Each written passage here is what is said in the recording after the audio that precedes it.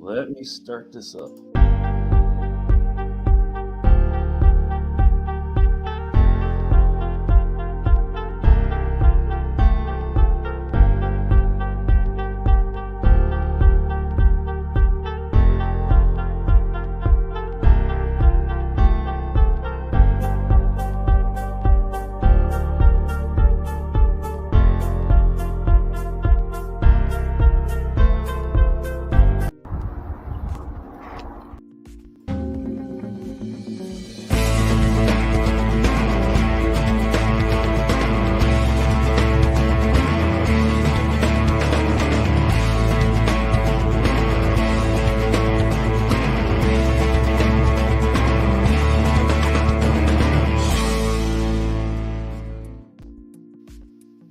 What is happening, everybody out there? Thank you for tuning in live tonight. I'm here from the mean streets of Marshfield, where I'm safe and sound inside my home, staying away from the chaos, mayhem, and general trouble outside my door.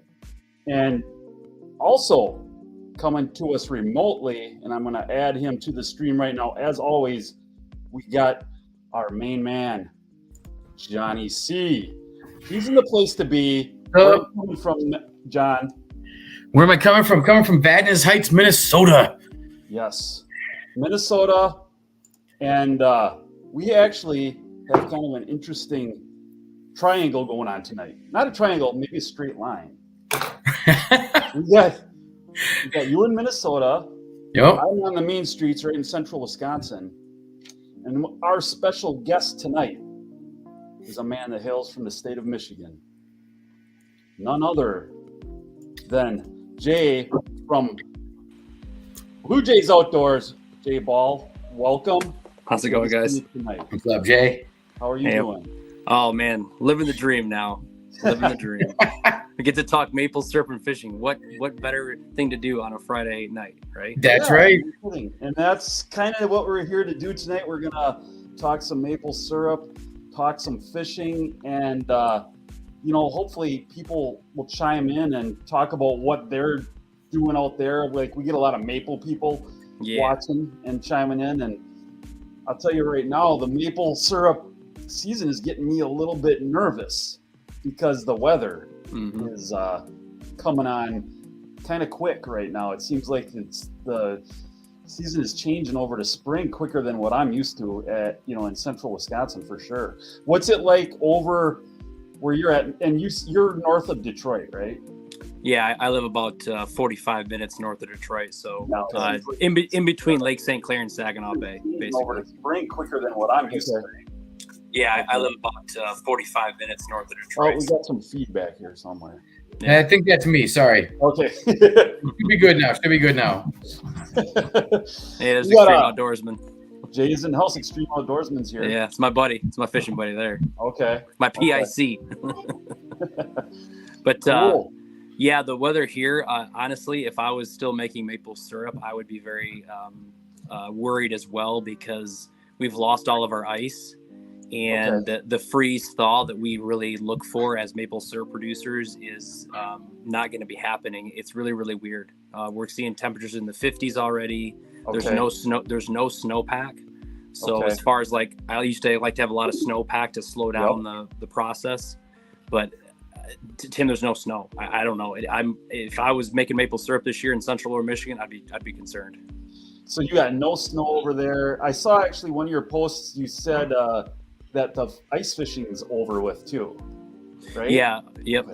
Yep. We lost pretty much all of our safe ice. We've had 2 ice seasons. We had one right before Christmas, and then we finally got ice 2 weeks ago. And then we had 48 to 50 degree temperatures the last 3 days with gale force winds. So pretty much all the ice that's left is just slushy and nasty. So yeah. Okay. So up until just recently, you were out ice fishing until you had a storm go through. Yep. Last weekend was the first time I got to ice fish in 2023, and it was probably the last. Oh, really? Mm-hmm. Okay. So John, where are you, buddy?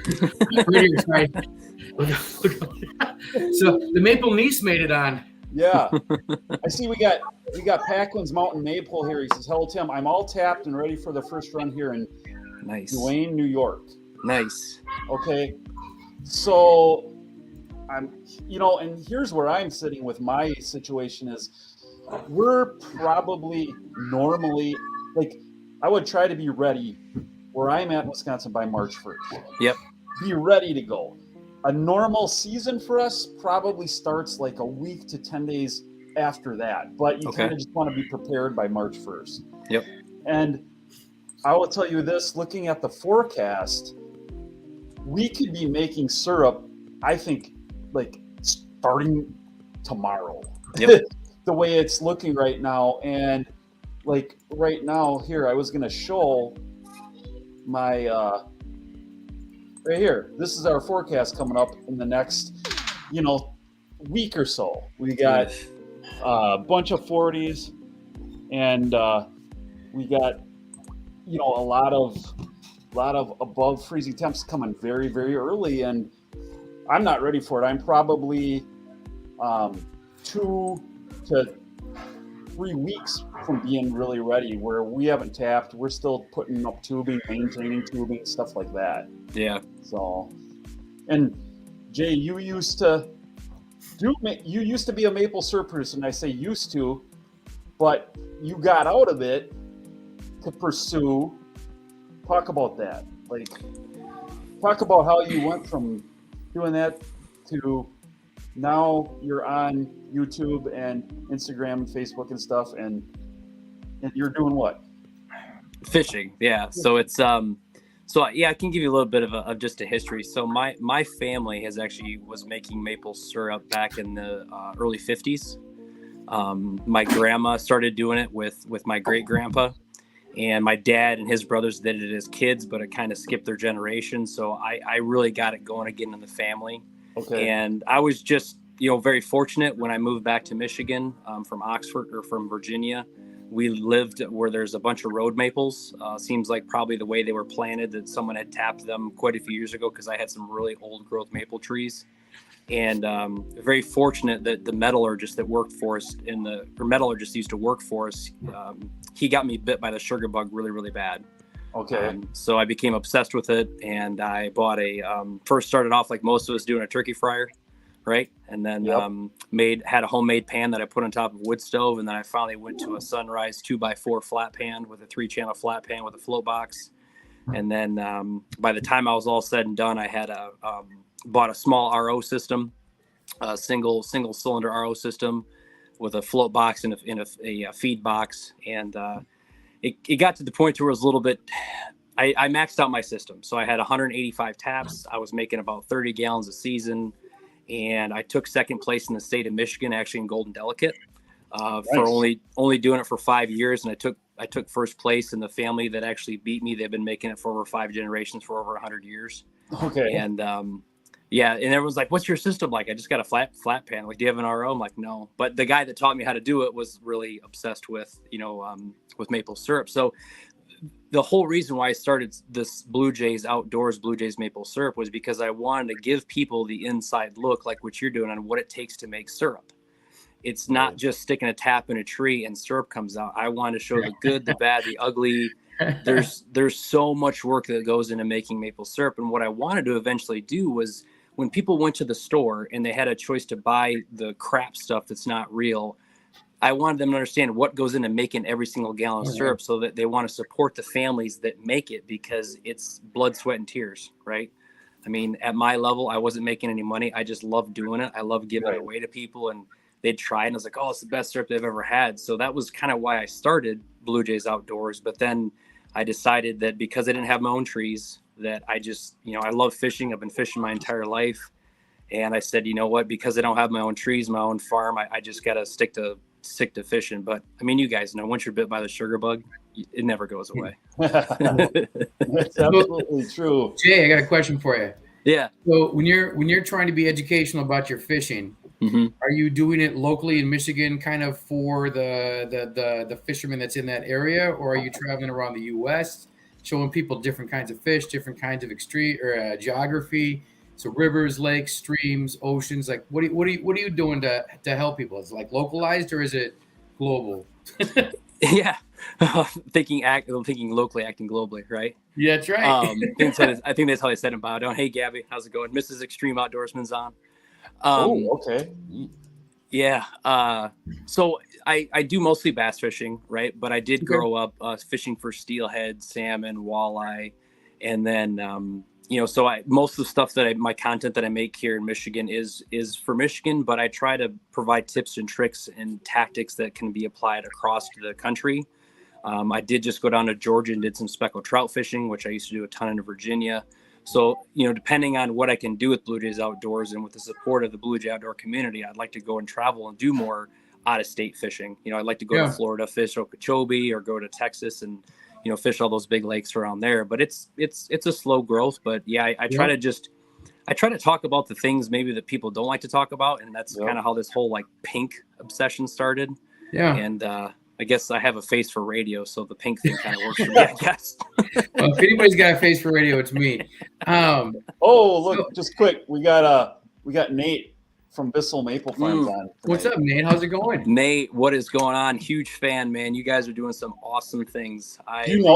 Huge fan. He's south of you in Ohio. Yes, he's huge. Yeah, I've been watching him since day one, since he first got on YouTube, and I remember they've got the big sap tanks they named after the different lakes, I think, and they didn't like the Lake Michigan one, so I think they changed it because they're in Ohio, right? They don't like Michigan. There you go. Hey, Jay was an early Bissell Maple Farm subscriber. Yep. Right there. Yep. Well, that's cool. We're making connections. I got a question about fishing. Yeah. I feel like I love fishing. I would actually literally go out by myself for an entire day on my days off, and I would just fish with in central Wisconsin is the Black River. And I always used to fish that. I always felt like river fishing was a lazy man's fishing, but I felt it was a more successful fish because you can see the way the water moves and you can see where your pockets are. You can see where your debris is in the water, so you can fish your down trees, etc. Mm-hmm. Is that fairly accurate that like river fishing is in a sense lazy man's fishing because he doesn't want to take the time to study a lake? Well, I honestly think that river fishing can present its own unique set of challenges because understanding current breaks and where fish typically hide out, right? I mean, fish are lazy, right? Let's be honest. Yep. So you find a nice stretch that's got some current breaks, that's got some eddies. Those fish are going to be in certain parts. Like if you've got a big hole, I've learned, and it could be wrong, but this is just kind of what I've learned from fishing small creeks to bigger rivers, is that there's like a feeding zone, right? So if those fish are kind of up in front, they might not be as heavily feeding, whereas if they're kind of in the back of the hole where all the stuff's kind of getting turned and it's easy access, that's kind of where they're feeding. So river fishing can actually be really challenging, almost just as challenging as fishing in a lake where there isn't a lot of current. Yep. So that's a good question. Yeah. I'm not a knowledgeable fisherman at all. At all. Like what I know about fishing is basically next to nothing. Yeah. So I could learn a lot from you. For sure. Well, you'll forget more about maple syrup than I'll know. But I love fishing. It's fun. I prefer to fish by myself than with others. It's the whole nature thing, getting outside, quiet, peace. Mm-hmm. That's what I like about it. So you know what I don't like, guys, is spy balloons. Oh yeah. I don't like see them flying over there. I don't like them and Chris says talk about the China spy balloon over the world headquarters. Okay.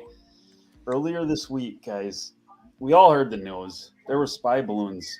If you'll indulge me here on this, there were spy balloons floating around, and I just happened to go outside the world headquarters one day to change my sign up. And this is what happened, everybody. I mean, it's kind of scary. I saw this. This is hilarious. It's a Chinese spy balloon trying to take out the world headquarters with corn syrup. Say hello to my little friend.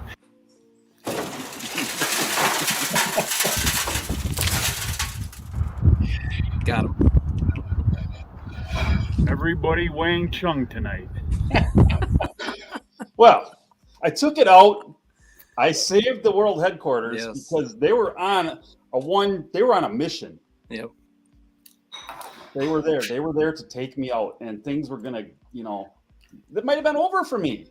There wouldn't have been a maple season in Wisconsin after that. Well, the Chinese don't have maple trees over there, so they have to figure out that technology to bring it over to them. They were trying to figure out how I did it.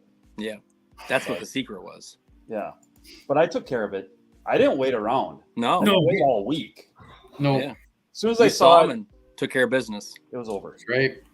So we should get on. You know what? As of every live video, we have prizes. Vince, that was awesome. One shot, I took care of it. Thank you very much. First, so we got trivia questions tonight, and we are giving away a new product tonight. This is a new product that we came up with, and I shouldn't say we. I should say Gene, who works for me, came up with this. And let me see if I can bring this up on the live stream. Okay. Did it come up? Here it is. She just made bourbon barrel aged maple cookies. Bourbon barrel aged maple syrup cookies. I haven't even had one of these yet. No, this is brand new. It's like yesterday. Whoa. Yeah. Oh, this is really good, and this is going to be our first prize for our first trivia question. Okay. And let me get into the trivia. Guys, these are good. I'm going to send this out to you, whoever wins it. Can I win it? Let me get rid of that picture. I'm a little slow here. Can I win it? Question number 1 for the bourbon barrel aged maple cookies. What is the largest fish that Jay has caught, and how much did it weigh? Guys, start the guesses. It should be interesting because I haven't talked about it, but to a few people. So yeah, you told us a little bit before, but I think this one will be very hard for people to get. I'll watch and see if we get one that's close. Right. So there's my walleye fishing partner. He might know. Okay. If he shows up, but I got Manfred Lenz on there. Nice. Hey Manfred, how's it going? Yep. Ben says, "Why didn't you give me a sample yesterday of the cookie?" Because you don't deserve any. All right. Ask any fish you have maple syrup good. Okay, Vince, no, 36 inches. Brian says a sturgeon 100 pounds. But what kind of fish? I did catch a sturgeon. But... Fish and weight. Okay. 32-pound bass. Sugar Mama. Hey, I'm glad to see her on tonight. Yeah. Who's that? Sugar Mama. Yeah. All right. Tell you what, she's in Pennsylvania. Since Jay hasn't talked about this with a whole lot of people, maybe we should go and give them a clue in terms of fresh or salt. Okay. Jay, give us a hint. Okay, so it's a saltwater species. Okay, saltwater. You got this. Yep. Guys, this is for the cookies. I want to guess. I already know the answer, and I want to guess. Yeah. I tell you, I have a gluten sensitivity. That cookie would be worth the hit. I'm serious. Yeah. I would go through the pain and agony for that cookie. We got Southdown Farm. Right. Washington. I guess Marlin, 200 pounds. We're getting close. Closer. Southdown Farm is, I think they're out of Kentucky. Okay. Maple syrup too. Which you don't think of a lot of maple syrup coming from there. Ooh, man, Vince is getting close. Bluefin tuna. That's actually, I've caught one, but not that big. Wayne from Maine says 600-pound tuna. Yeah, that's a close one. That's close. A little over on the weight. Wait, no, under on the weight? No. I don't remember. No, under. he's close to the weight. Yeah. Close to the weight. A little under, but pretty close, yeah. All right. I don't know. Maybe we need to give another hint, huh? I don't know. How do we... Yeah, I can give another hint. So it's a let's say it's a shark species. How about that? We'll say it's a shark species. All right. Alex Bump is on. Bluefin, 500 pounds. Yeah. You know what's funny is I took my father-in-law bluefin tuna fishing back in 2012, and he'd never caught one before. and the first one that he caught weighed 400 pounds, and I've never caught one that big. Yeah. It was awesome though. He was so worn out. Ooh, Mako at 7, close. Whoa! Okay. That's close. That is super close. Brian says tiger shark 200 pounds. Oh. What's Brandon saying? Brandon. I got guys texting me. I don't know, man. Like, what is it? What is it? Timothy, 350. how much is the largest fish? We need a winner, guy. We need somebody to win this. At least come up with the I was gonna say name brand. At least come up with the type of shark. Yeah, the type of shark is that's some good ones. Tiger. Hop City Maple. Oh, hey, where's Hop City Maple? Yeah, Hop City. Where are you from? Hop City, give us that. Where are you from, Hop City? I don't know. So, okay, with the fish, with this biggest fish you caught, how long did it take you to actually bring this thing in? Oh, Vince has got the weight. Yeah. Vince has got the weight. That fish took me, I think it was an hour and 30 minutes. Really? Mm-hmm. Okay. Vince has got the weight right. We got to give Vince's. Let's just give him that. Yeah. Because we're dwelling on this too long. Yeah. But tell him what you did catch. And tell him a little bit about the story. Yeah. So, of course, it's a fish story, right? Because I have no pictures, right? This is before I got into social media. And this is probably going back at least, this is when I lived in Virginia. So this was probably 10 years ago. But we were tarpon fishing in the summer in Virginia. Yes, you can catch tarpon in Virginia. It's a little bit of an urban legend, but they do live there. But one thing that we would frequently catch is mako, or bull sharks. And I hooked a bull shark one day. It was roughly 8 feet long, weighed close to 400 pounds. That fish hurt me. Like, that fish literally physically broke me. And then the next week I hooked into a 12-foot bull shark that weighed over 800 pounds. Wow. And everyone's like, oh, you should have brought it in because it was going to be a state record. But again, we were fishing in a 16-foot center console, and there was no way we were going to drag a 12-foot bull shark back to the boat launch. Wow. So, dang. So, but yeah. So did Tim, write this down. Is Yeah, Vince our winner? I got it. Vince Portelli? All right. Way to go, Vince. And then Hop City got back to us with Ballston, New York. 30 miles north of 30 miles north of Albany. All right. Yeah. See, Vince gets it. So he used to fish out of Rudy. So Vince, I used to fish the white marlin or the Virginia Beach billfish tournament out of Rudy for 7 years. I fished out of there. Oh, so he gets it. He gets it. So considering you used to make maple syrup and you're now currently a fisherman, do you have any really good kind of recipes for example? I mean, bass and maple syrup, mako shark and maple syrup. Well, actually, the only shark you want to eat is mako because it's the only shark that doesn't go to the bathroom through its skin. Really? Okay. So just keep that in mind, I guess. Yeah. So mako is probably the best shark to eat just because of that. It's a really flaky white fish. That's the best eating shark. But hands down, if you want a life-changing recipe to try real maple syrup, the real stuff, not that crap high fructose corn syrup stuff, is fry up your favorite panfish or your favorite, whatever kind of fish, your favorite fried fish, and dip it in maple syrup. Yeah. I saw you doing that on a video. Life.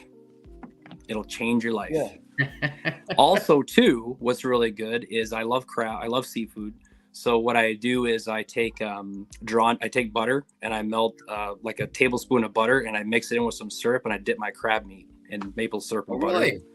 Okay. Oh. I mean, obviously butter alone is pretty good, but butter and maple syrup. Yeah. Yeah. Yep. Dang. I'll have to give that a shot. John. Yeah. Just switching gears quickly because I did want to get to this and we'll get back to more stuff with fishing and maple, but I wanted to start a new segment called Johnny's Trash or Treasure. Okay. All right. So we don't really have this all figured out yet on how it works, but John, this is going to be where John is going to talk about something he got on a job. And John, is it trash or is it treasure? Well, So to be honest, I didn't bring any trash with me today. My jobs today consisted of cardboard pickup at a local retailer, pushing around 1,000-pound bales of cardboard. But earlier this week, I did find some pretty sweet stuff. For example, I got this really sweet biker helmet, an outlaw biker helmet, legitimately like barely used. Again, I think I told Jay this story earlier. I got some more stuff I'll show in a second, but I went to this house. It was a $1 million house, and the dude was just getting rid of stuff that was taking up space. And I walked out of it with just a bunch of stuff I wanted to keep for myself. So I got this awesome bike helmet. So I don't know how many of you guys are out there are Pabst Blue Ribbon fans, but I got this really cool aluminum serving tray. There's no date on it, but I'm guessing it's probably got to be at least from the 80s, if not maybe the 70s. So that was pretty cool. I'm just going to keep this for myself again. Being from Wisconsin, having season tickets at Lambeau, Packers, I got this really sweet bleacher seat, which I'm not going to use because my tickets are actually seat backs, so I don't need it, but it's still pretty cool.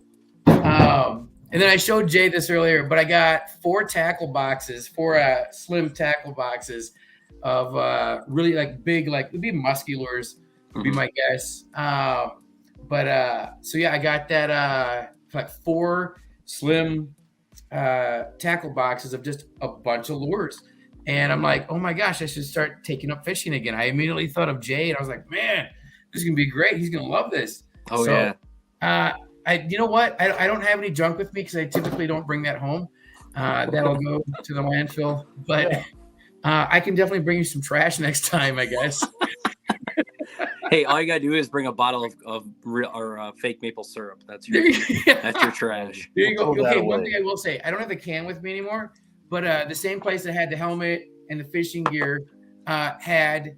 So I got four packs of a local brewery peanut butter something beer. I don't remember exactly what it was. A ton of like seltzers, which I don't really care for. But dude just basically was like, I just don't want it anymore. And it was all like perfectly good stuff. So I'm like, why are we gonna let this go to waste? So overall, trash or treasure, John? Oh, it's all treasure. Trash just gets trashed. Treasure gets kept, resold, recycled, and donated. So those are all keepers. Those are all keepers. So are you keeping it? Like, where do you put it? Do you store it up somewhere? What I'll do is I'll take the fishing stuff up to the cabin. Okay. So it's up there when if we want to go fishing with the kids and stuff like that. The Pabst Blue Ribbon thing, I'm actually just gonna keep that because I got a pitcher, like a really super old pitcher of Pabst Blue Ribbon and a bunch of like little pint glasses. Yeah. So that'll just be kind of a cool little setup. The bike helmet I'm gonna sell. Probably get like $50 for it. And then the Packer seat I'll hang on to just because I'm a Packer fan and that's like a relic. So Sarah says Johnny might like magnet fishing. Yeah. Totally like magnet fishing. I actually have a magnet. You had one. Yeah. I do. It's at the cabin. Yeah. Because really funny story. Where the cabin is, not Al Pacino. That's an actor. Who's the mobster that was up there? From Chicago. Yeah, the Chicago mobster. Oh man, always up in northern Wisconsin. Why can't I think of the name of this guy? Al Capone. Al Capone. Al Capone, yeah. So Al Capone's personal doctor lived on North Twin Lake on an island. Yeah. And literally we are on that lake. So what I've done is I've gone magnet fishing around the island to see if I can find any disposed of guns, which I haven't found yet. Still waiting, still looking. Still looking. I don't know. Jay, do you fish? I mean, I'm assuming you fish muskie, right? Like, is that something you fish in your area, or is that something you're knowledgeable of, Annette? Or no? So Dylan from Extreme Outdoorsman and he's taken me a couple times to Lake St. Clair to chase after muskie. Okay. And I've had a couple smallmouth hit the muskie lures, but no muskie yet. That is one of the very few Michigan fish that I have not caught as a muskie. So aren't they the fish of 1,000 casts? Yeah. Yep. Because, So I mean we spend so much time bass fishing. It's like you got to hit it right in the fall. I mean, there's a certain water temperature and time of year, and they're out there. You got to put the time in. But Dylan and his dad have seen. I mean, there was, I think one time he went last year. He had 7 or 8 follows and a couple big hits, and you can get them out there. We just don't spend a ton of time. But I would like to catch one. It's kind of it's a goal of mine eventually. The lake that John speaks of with the island with Al Capone's personal doctor that was living there.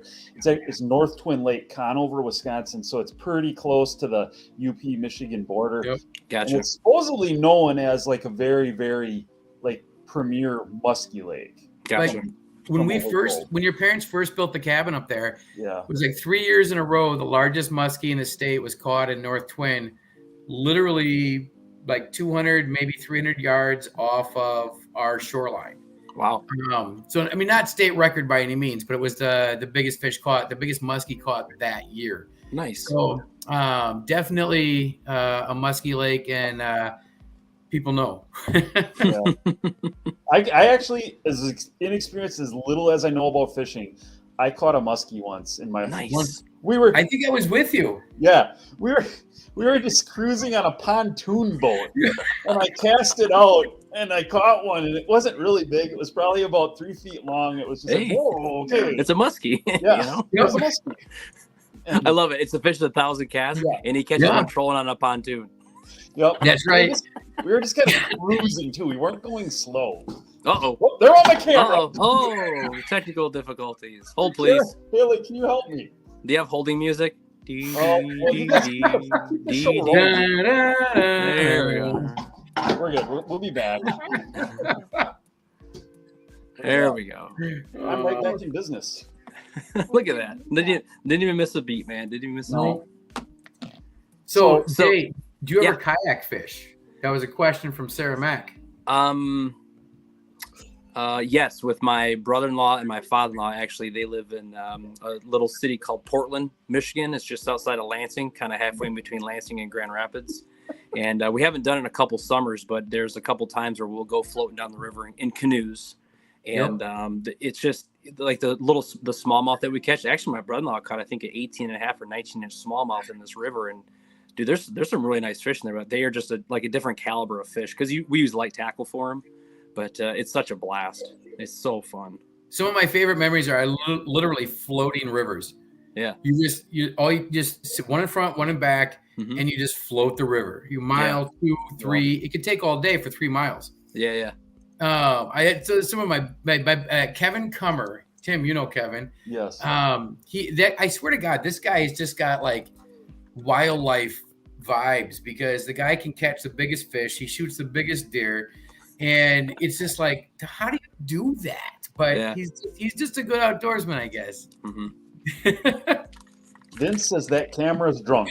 Yes, it's on a maple syrup buzz. There you go. Speaking of which, guys, I'm gonna take a shot. I'm gonna take a shot of maple syrup. That was a good idea. We didn't. Yeah.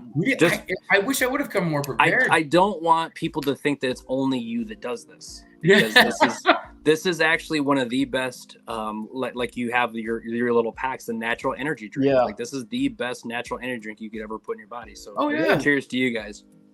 And after every maple season, I'm sure some of the people on here know that I and John have both drank.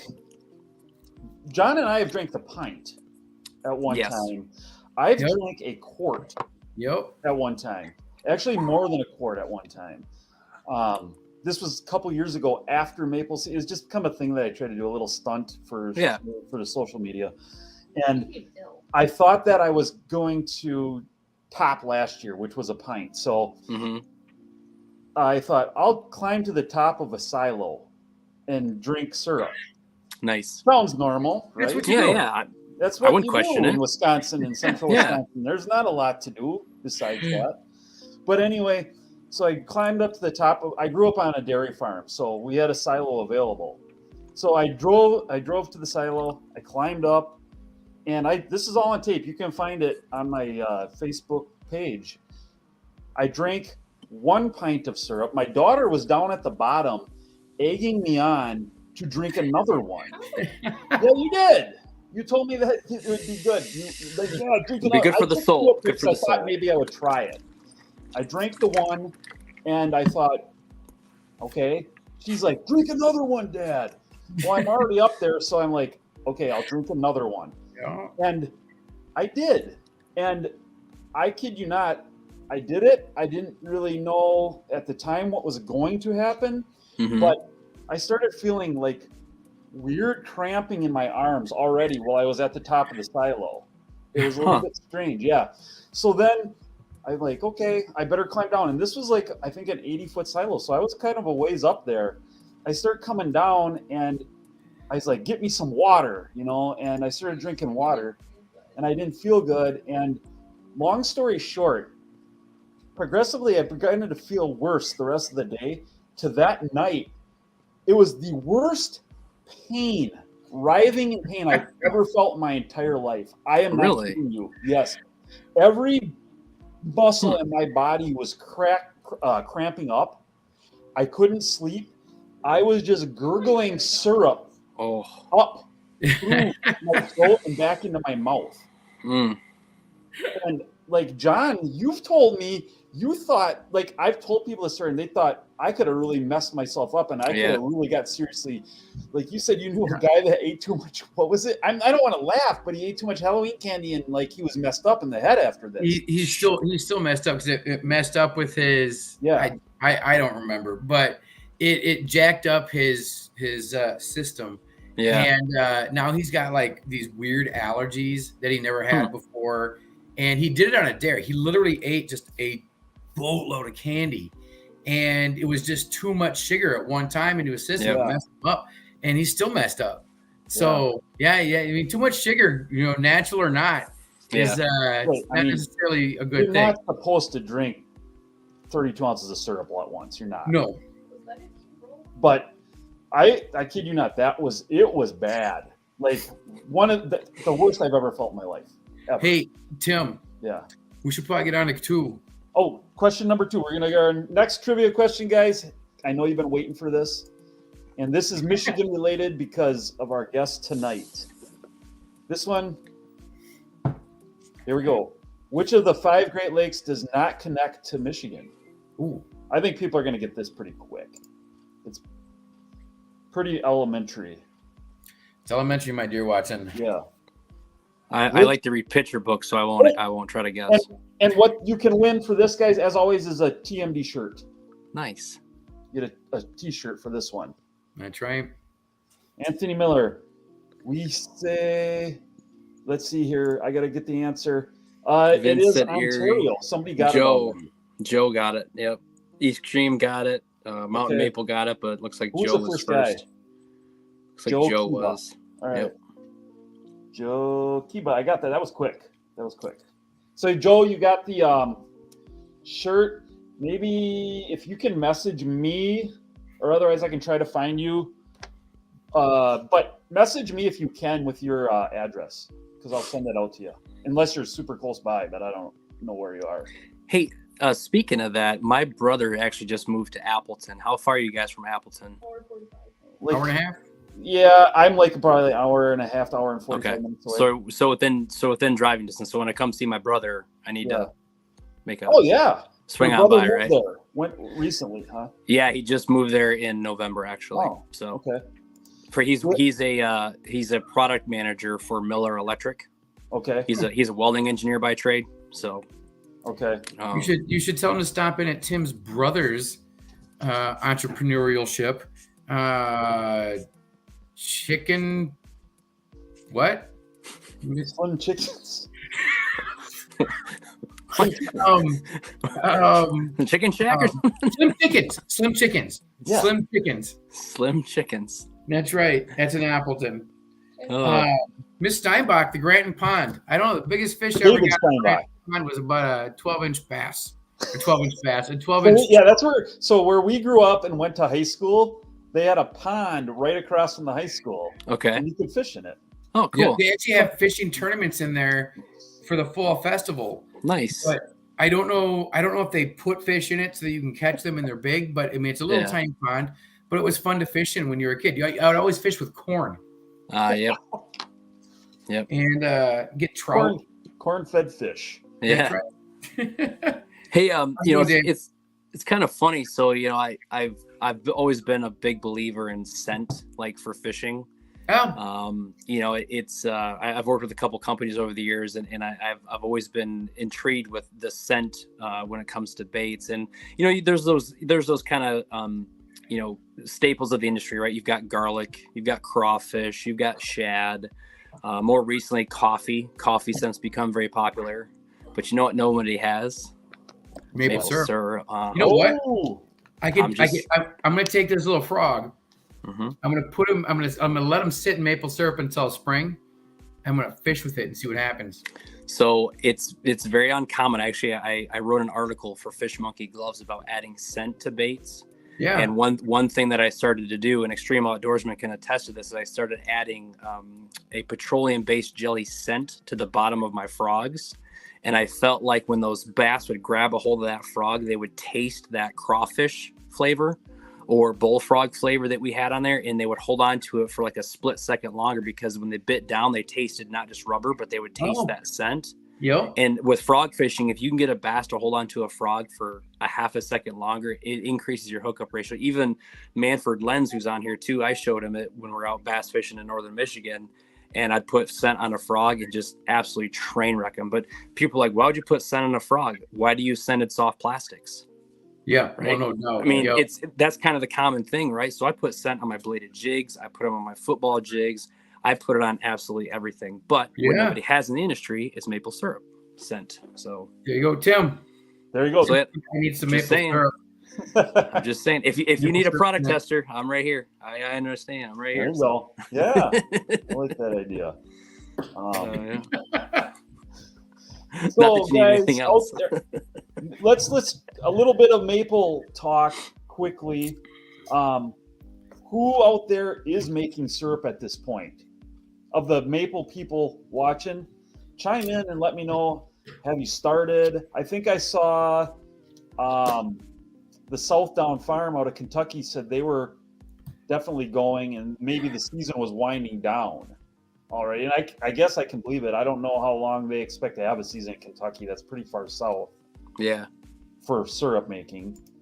But, yeah, I know there's a couple people in West Virginia. I know there's actually a maple syrup supplier in Virginia Beach, actually. I forget the name of the shop, but there's a few places in West Virginia and Northern Virginia that make maple syrup too.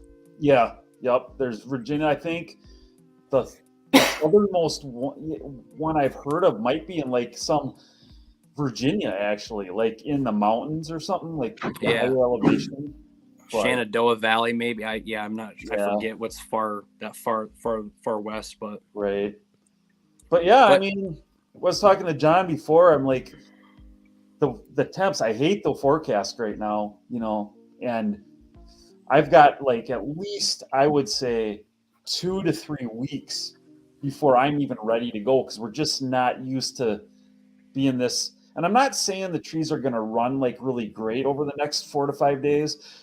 I'm not sure, but I think they will some. Like if I was ready and I had everything ready to go, tubing up, maintained, trees tapped, I would try to start right now and see what we could make. But I'm like 2 to 3 weeks out from that point right now. The funny thing about this time of year every single year we hear the same thing from everybody. Like, oh, geez, we tapped already, and we got X amount of sap, and it's like, you always kind of debate and doubt yourself. Maybe I should have tapped earlier, maybe I shouldn't have. You never know what the weather's going to be like, and that's the thing.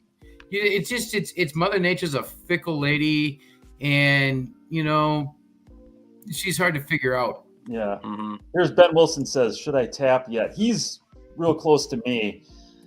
I mean, if you want a serious answer, I would say no for you. Like, I think Ben, if you've got bags and stuff, I would wait on that. If you had tubing and you really wanted to get the most out of it, yeah, I would. I would try it right now and see what you get the rest of this month. But if you're just doing bags, I would. That dries out quicker, the holes and stuff. So I would hold off on that if I were you. If you want to go into April, if we go that late this year. Hey, what? Okay, so I saw Wayne Storman. Saw Wayne Storman commented about Maine, and some guys did it running a little late. But okay, did you see the footage, the video footage? I think it was from Vermont, where it was like 140 below. The wind chill. The wind chill. It was on Mount Washington in New Hampshire. Yes, New Hampshire. Dude, that's insane. Yeah. That's crazy. Oh my gosh. Yeah. Hop City Maple collected 600 gallons of sap today. Yep, 1 gallon tap run. And then Hop City's obviously north of Albany. That was in New York. Yep. Then we got, what did these guys do today? Southdown Farm in Kentucky heard the spring peepers last night. We normally go to the end of February. So they're kind of saying it might be over. Are they related to Southbound and Down Farms? Totally different genre, sorry. Yeah. A couple of weeks in West Virginia, higher elevations just started. Yep. Country Roads Life. Yep, I know him from YouTube. So we kind of had a rule. Well, not really a rule, I guess, but the Don Graham was the guy that taught me how to make maple syrup, and we ran tubing, but we weren't running vacuum. And he kind of he's been doing it for 30 years. He never usually taps before Valentine's Day. Like he's building up, and he just uses kind of Valentine's Day as like the day, right? And I'm looking at the weather now, and I'm looking back at my logs, and I've got logs back to 2017 as far as like when we started and when I pulled my taps. And like I remember in 2021, I tapped on the 21st of February, and I pulled my taps on the 21st of March. I had a 1 month season. That was it. Yeah. Yep. And then 2020, if I can get this to expand down, 2020, I tapped on March 7th and pulled them on April 3rd. Okay. Oh, wow. So I trust me, cleanliness is next to godliness. I clean everything. I do a wholesale clean out of my buckets. I clean my tap. I'm very, very particular about tap life and making sure I don't retap, in the stained wood. I try to keep my trees nice and healthy. But the season, just because of running, and I ran road trees, usually was very short. Back in 2018, I tapped on the 20th of February, and I had pulled them on April 10th. So, wow. But I was keeping a log of the highs, the lows, the barometric pressure, the weather itself, because my goal was, if I continue doing this, is I wanted to kind of create a log, and so I could kind of understand what has an effect. Is it the barometric pressure? Is it the average high and low temperature change? Because here's something else to kind of think about as far as what I kept a log of. In 2017, the average high temperature throughout the season was 49 and the low was 29. In 2018, freezing. Yeah, the average in 2018 was 41 and 26. Wow. And then 45 and 27. And I was just trying to again, I didn't know what I was going to do with the information, but I'm very organized when it comes to this stuff. And I think it was Sugar Mama's Maple that interviewed me for the Maple magazine. And she was like, you log more stuff than we do. and I only do 160 taps. It's easier to do when I do 160 taps. So, but Bionic Life. Hey, Maple Dude. Hey, Bionic Life. Who's Bionic Life, Tim? He was on that last time we did live with Nate Bissell. I think those guys are friends. Okay. Yeah. So yeah, I saw Wayne Storman had the craziest differential, -48 with wind chill, and then 50 this week. So you're literally talking from a wind chill. It's 100-degree swing. That's in crazy. A week. That's insane, man. Just hope it. Yep, I remember this. Pac-Man says, just hope it isn't like 2012. And that must have been that was a long time ago. That was 11 years ago, but I do remember that. That was before, like the year or two before I moved up to the world headquarters. That was the year there was basically no season. It was like 3 days long. That was the shortage, wasn't it? It was like, boom. That was it. Yep. It went from winter to like 80 degrees. Yep. And there was literally no season. Well, like the joke goes, we are currently in Fool's Spring, where everybody's like, oh, geez, spring's here. And then all of a sudden we're going to get absolutely wrecked in like a week or two where it's going to snow 3 feet and be below zero, So I don't know. Even though it's warm, I really don't think it's anything to get too excited about. The real test is going to come right away at the end of February, then in March. Yeah. Yep. So do we get that third question? No.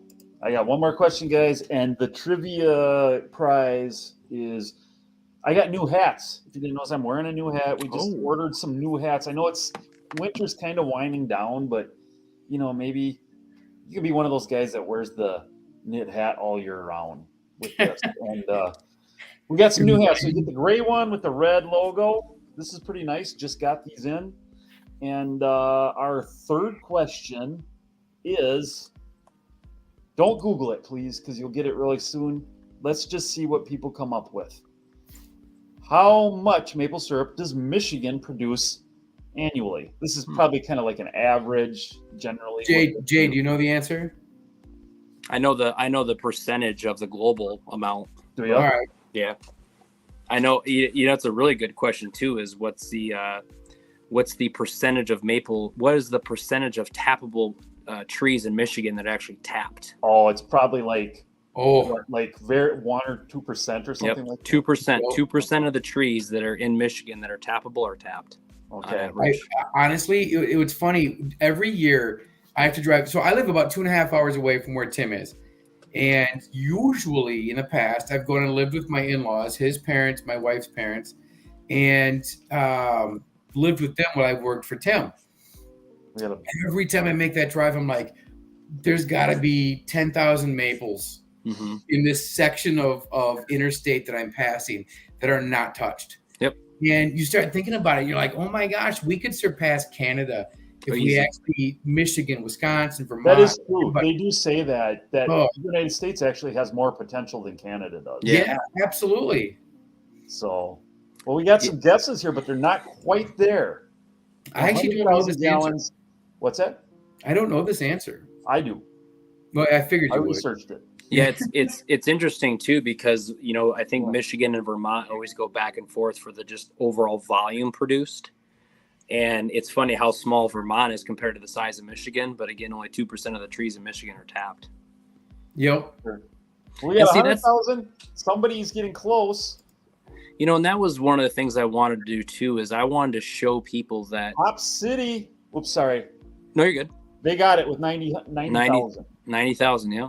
90,000 gallons. Wow. So how many gallons of sap is that? Wow. Ooh. Take it roughly times 40. Ballpark 90 times 40. Yeah. 1836, 360,000. And see, that's what's crazy is I show people that I've got 30-gallon barrels. I used to collect, and I'd take a couple quarts of syrup and set those quarts of syrup on. I said it takes this much sap to make this much syrup. Yep. People are like, what? Yeah, it's crazy.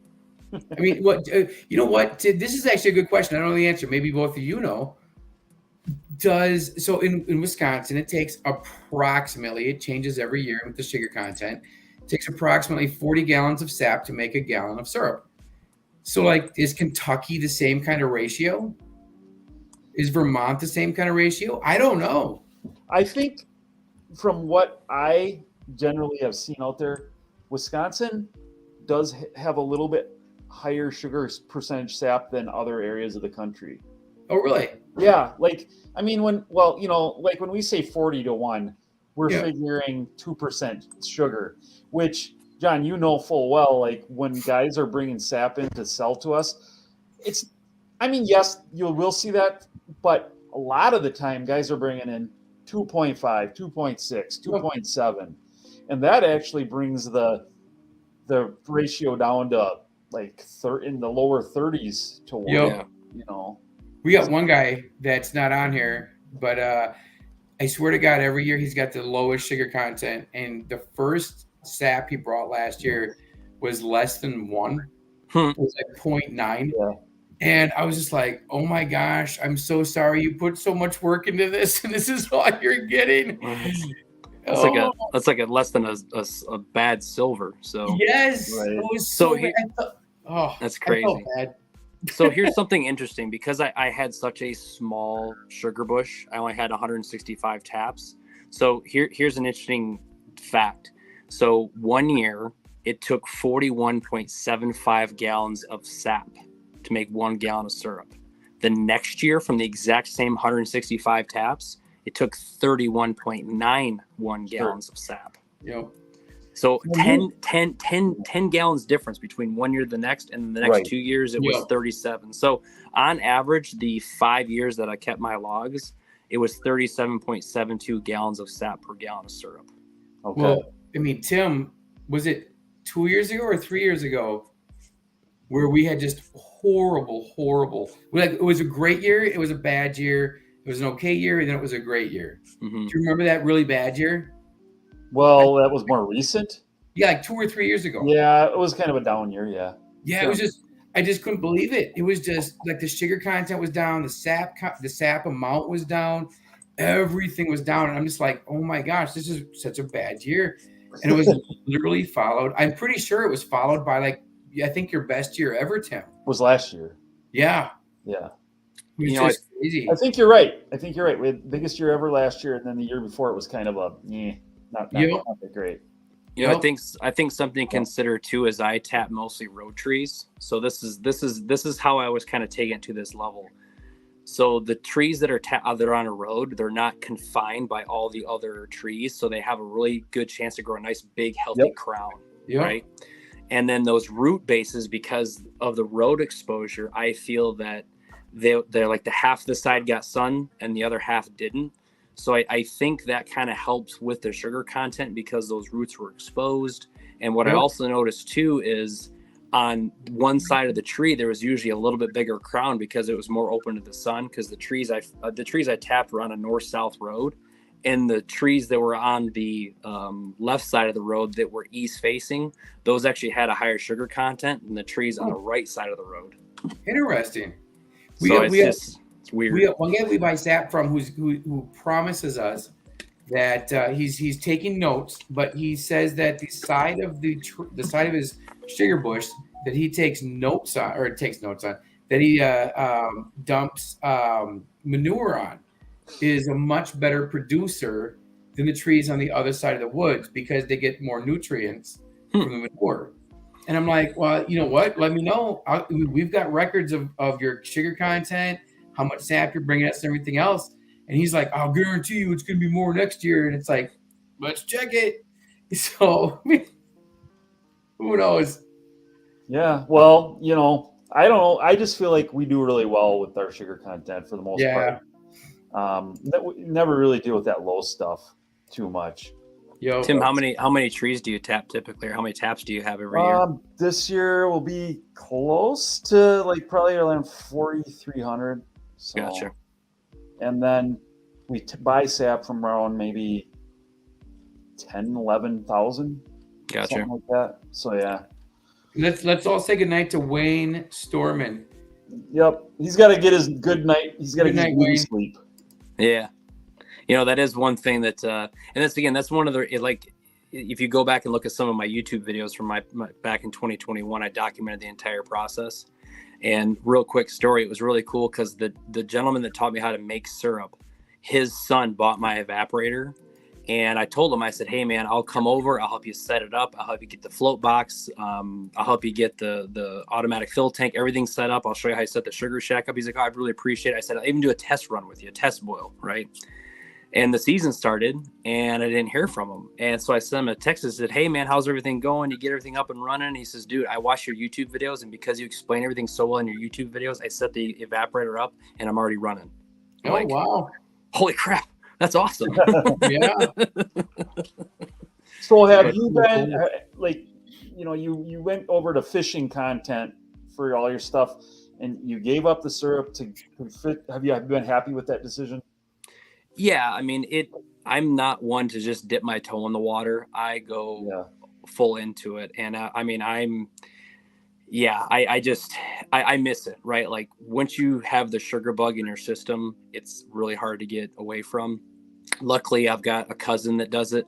So he only lives about 20 minutes from me. So I go over to his place sometimes and help him make it. And then Don, the guy that taught me how to do it, I go over to his sugar bush every couple times, a couple times a year, a couple times a season to help him out.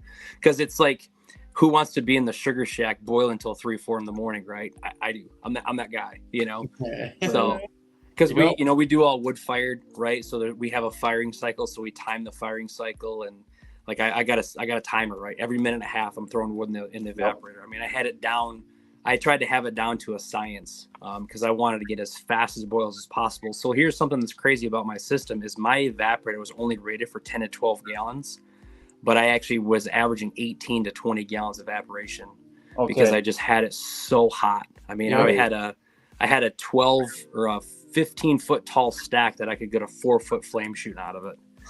And I knew I was throwing heat out of the stack, but that's the only way I knew how to run it. And I actually burned pallets. And I found out that burning pallets was actually better than burning split wood because you got that mix of hard and soft wood. And then I would actually stick the wood in and actually stack it like a log cabin when I'd stick it in every time. So it had a lot of room to breathe. So like I had it down to a system, man. Like it was just stupid, but it's what you got to do, I guess. Yeah. You figure it out, I mean, every year you get smarter, you figure things out. What did I do wrong last year? What can I fix for this year? And if you're not improving your game, you're not really trying to, because it's literally, it's easy to figure out every year to every year. It's not like some kind of crazy science. You're boiling water. You're boiling water, right? Yeah. But, and it's funny. I had one of the guys that started following me from the very beginning. He said, Jay, like, I know you love it. He goes, maybe one day you can start Blue Jays maple syrup again. And I said, you know what, Alan, with 165 trees, I made, 30 gallons of syrup. I took second place in the state of Michigan in Golden Delicate for only having 5 years of experience. Like I took what I had available to me to the limit. I couldn't run my evaporator any faster. I bought an RO system. I was boiling syrup and making it as fast as possible. I have no regrets, right? Like I didn't leave anything on the table. So Jay, real quick, because I know I have to get going. I don't know if you guys want to add this or not, but I got to move on. Do you ice fish? Yes. So you do both. Okay. And actually, I think I looked at your Instagram today and I saw that you did. Mm-hmm. So what do you prefer? Ice fishing or summer fishing? Open water. Open Hands water. down. There you go. Yeah. Oh, all right, cool. And then where is Packins Mountain Maple? They're in New York. Yeah, okay, that's what I thought. He says come up there, have a few wobble pops. Yeah, we're gonna have a couple of daddy sodas. Daddy pop. Well, you know what would be fun? We should like switch each other's stuff. So like Packins Mountain Maple can come run your stuff. Yeah. You can go over to Packins Mountain Maple and run their stuff. Well, I'm lazy now because I don't even throw wood in the fire anymore. I just turn a switch natural on gas. And That's I wanted to go there. You know what I want to do? You know what I honestly want to do is I want to send you guys 2 bottles of my syrup, and I want your honest opinion on what you think about it. Let's do it. Good, bad, or otherwise. You guys have that refined palate, right? And you guys know what good syrup tastes like. So I want to know what you guys think about my syrup. Absolutely. I'll send you guys some bottles. Syrup, yeah. I mean, you know what's funny? Is literally, you take a shot glass and you put Tim's maple syrup. I mean, honestly, Tim's somebody from Central Wisconsin, and you put like a Maine, Vermont, the typical New York type syrups. There's a difference. There is a huge difference. And I mean, I'm sure there's a difference between Michigan and Wisconsin too. Mm-hmm. It's all little differences on how each person runs their operation, how they keep their equipment clean, all just their tanks, to the weather, to the soil, to just everyone's going to be a little different. Yep. So I got to run. I got to get up at 6 tomorrow morning. We've been on here an hour, so we should wrap it up for tonight. But Jay, thanks for joining us tonight, and bringing us some fishing knowledge. Yeah. And something that I wish I knew a little bit more about and would take more time to learn about. And, it's always something that I did it as a kid, but John and I, maybe if you ever get over to Wisconsin, you could show us a thing or two up on North Twin Lake someday. I can try. If you guys are ever in Michigan, man, you guys always got a spot on my boat, man. Anytime you guys want to go, just all right. Come up. We can trade trips, right? Yep. For sure. So, and everyone else, guys out there, Anthony says, "Good night, gentlemen." Anthony, you are a gentleman. Good night, Anthony. Good night to everybody. Thanks for tuning in tonight. I'll get your prizes out to you. Just though, I will try to find you. Some of these I know. Vince, you won. Joe Kiba, you won. Hop City, you won. Vince, I know you're on Facebook a lot, so I can find you. Joe and Hop City, try messaging me, but if I don't hear you, I will try to track you down and send you a free prize. Guys, have a great weekend. Don't get too excited over the maple syrup. Hopefully it holds off a little bit longer in Wisconsin. John and Jay, thanks for being in here tonight. And everybody else there, have a good night. And remember, always keep it real. Keep it real. That's right.